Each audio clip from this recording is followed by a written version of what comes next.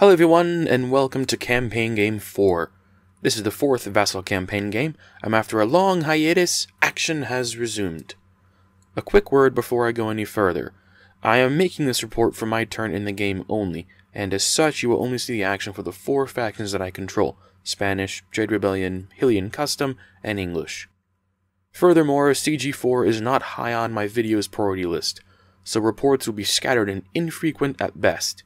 If people really want to see me make regular reports for the game, then leave a comment down below telling me so. With that out of the way, on to the action. The Spanish have found their home island. After a long time sailing toward the middle of the map, the Spanish have finally found an island to call their home.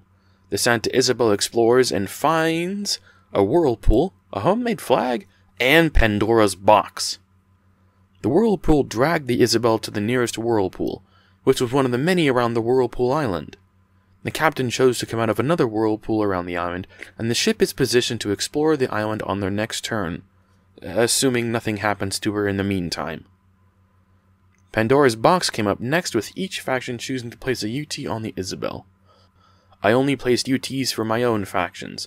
The controllers of the other factions will need to place UTs on their turn. First up, the Spanish place smuggle goods on the Isabel, which will come in handy if she ever manages to load a gold coin. Next, the Jades decided to be annoying and place rotting hull on the Isabel.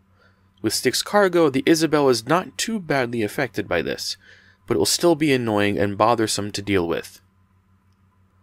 The Hylian Custom faction put a face-down UT on the Isabel, and the English placed wet gunpowder.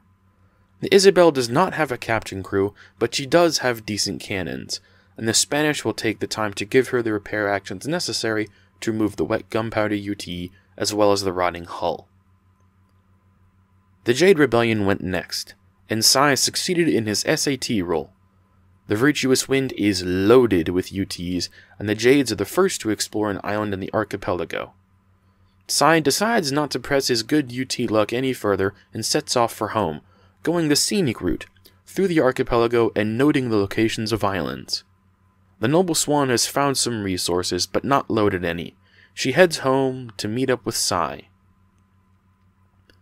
The Hylian Custom faction is off to a rough start. They found plague on their first island, and it has crippled their efforts so far.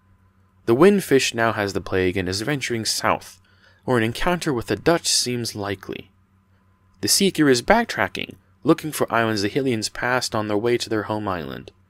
They are dearly hoping for some good fortune at these islands to help them get going.